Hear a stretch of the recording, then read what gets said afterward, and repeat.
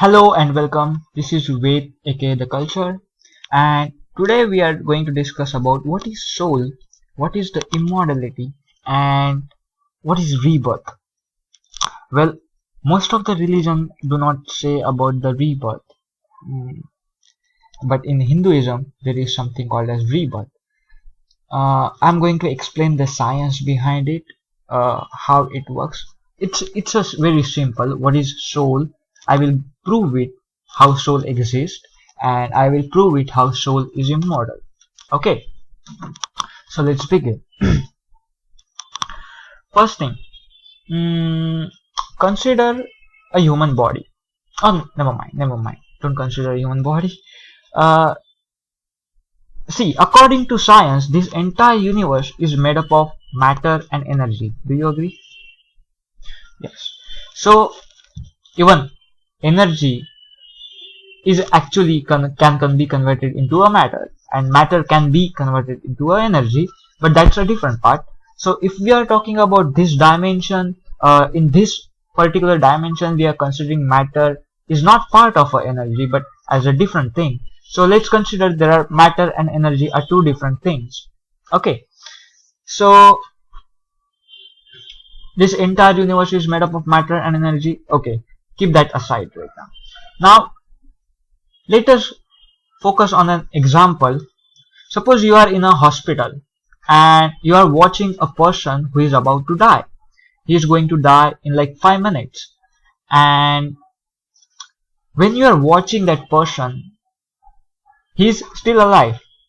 So when that person is alive, of course in that person's body there is matter and energy, because this entire universe is made up of matter and energy. Okay, so let us say that that person who is about to die have initial matter called as Mi and initial energy called as Ei. Okay, that is called initial. Whenever those people who don't know about the science, or those people who don't know about this mathematics, remember this: whenever we start the time, we have to record the initial state of that person, right? So initially what was the content of the matter, initially what was the energy of that person, so we are going to record that. Okay, now after 5 minutes he is dead.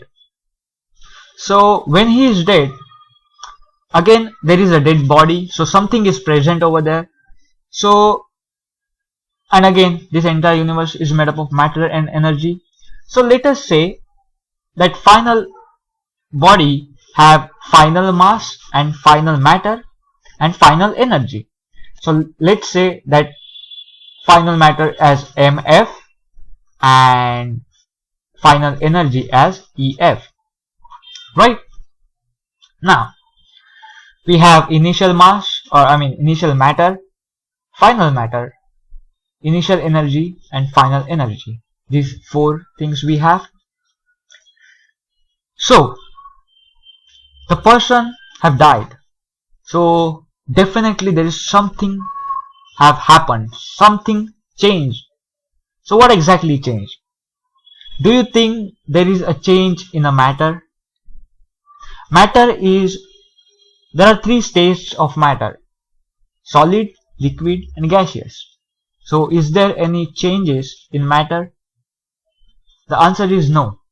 There is no change in the matter, because initial matter is equal to final matter. Then if there is no difference in matter, then there has to be definitely change in energy. So there is a change in initial energy and a final energy.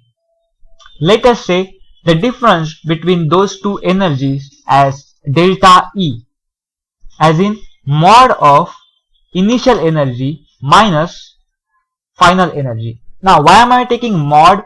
Because some people might claim that final energy might be greater than the initial energy. That might be the case. We don't know. We can't measure the energy of a particular person, right? We can't measure the energy, right? So that's why I'm putting the mod. So mod of initial energy minus mod of final energy, which is equal to delta E. So delta E is like a difference between the energies. So that difference is denoted. So there is a delta E, which is, if we prove delta E is not equal to 0, then we can prove soul exists, right? Now if delta E is equal to 0, then soul doesn't exist. Now since there is a difference between the energies, and since there is a difference, that means initial energy is not equal to final energy. Do you agree? So if initial energy is not equal to final energy, that means the difference between the two energies is not equal to 0, and hence delta E is not equal to 0, and hence soul exists, because soul is delta E.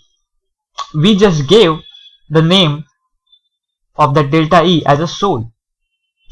Now people who believe in science will call it as a delta E, and people who are religious will call it as a soul. So that's the statement number 1, that soul exists, which is energy. Okay. Now moving further, how soul is immortal? Simple. What is delta E? Delta E is a difference of energy, meaning delta E itself is an energy, right? Statement number 1. Now according to the law of conservation of energy, energy cannot be created nor be destroyed. It can be converted from one form to the other. Am I right? Now since delta E is an energy, that means delta E cannot be created nor be destroyed. It can be converted from one form to the other. Am I right?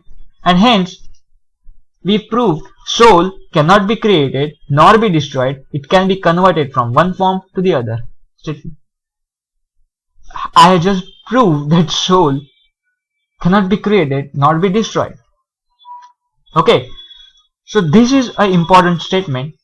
And the next statement which I said, that soul cannot be converted into one form to the other, but soul can be converted from one form to the other.